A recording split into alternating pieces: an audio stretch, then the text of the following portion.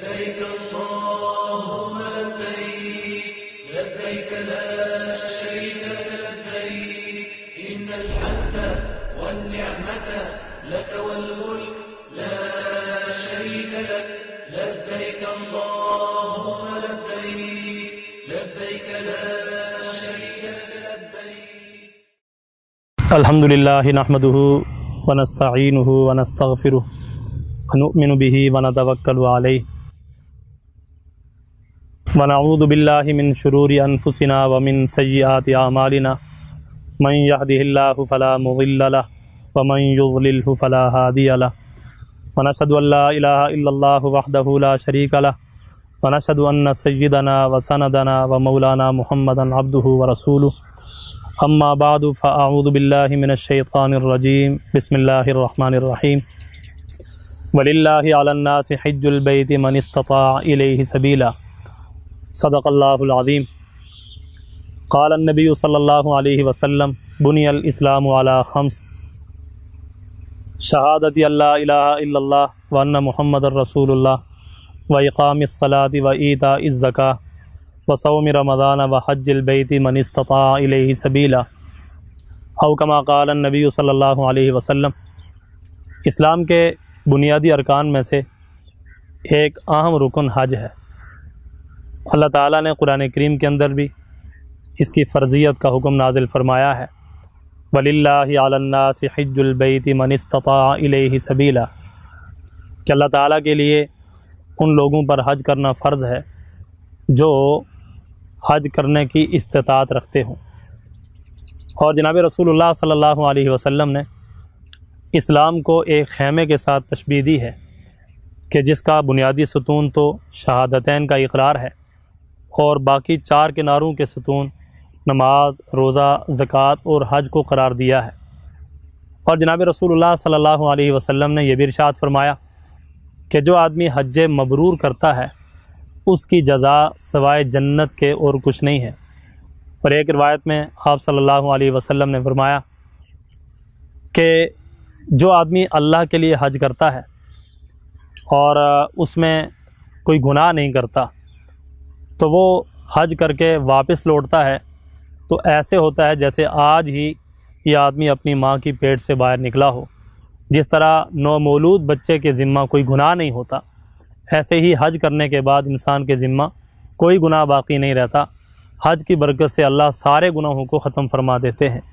آپ صلی اللہ علیہ وسلم نے یہ بھی ارشاد فرمایا کہ جو آدمی استطاعت کے باوجود حج نہ ادا کرے تو فرمایا کہ چاہے وہ یہودی ہو کر مرے یا نصرانی ہو کر مرے مجھے اس کی کوئی پرواہ نہیں ہے.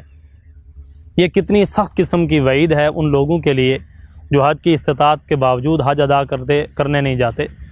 آج بہت سارے بہانے اور ہیلے ہم نے خود گڑھ لیے ہیں.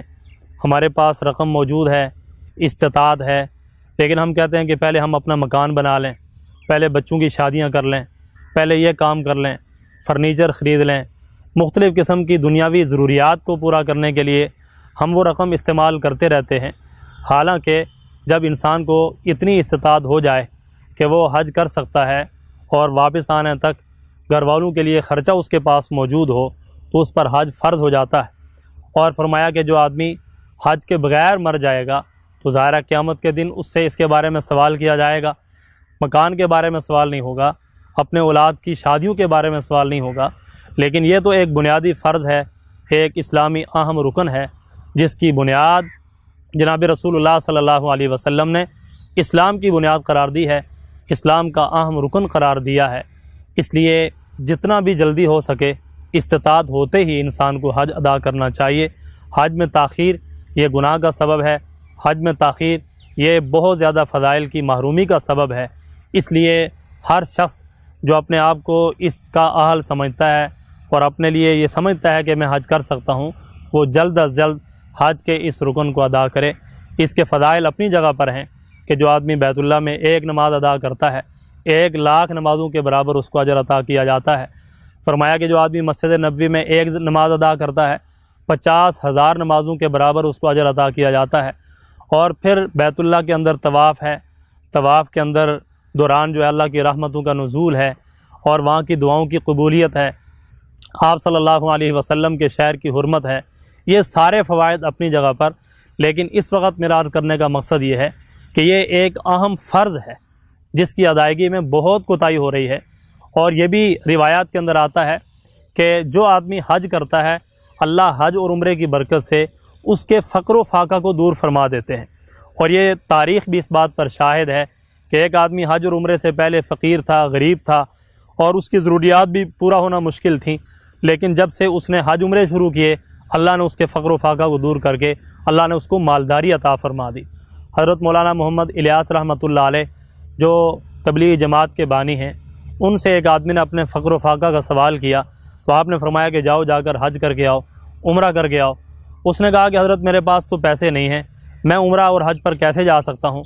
فرمایا کہ ایک مرتبہ کسی طرح چلے جاؤ، پھر اللہ تعالیٰ تمہارے لیے مالداری اور فراوانی کے دروازے کھول دیں گے اور کشادگی کے دروازے کھول دیں گے۔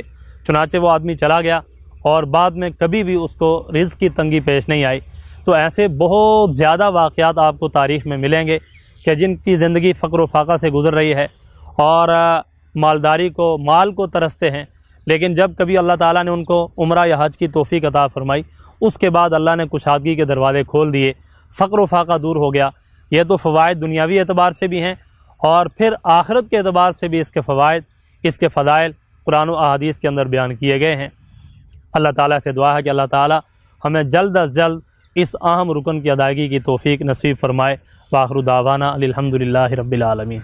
لبيك اللهم لبيك لبيك لا شريك لك لبيك إن الحمد والنعمة لك والملك لا شريك لك لبيك اللهم لبيك لبيك لا شريك لك لبيك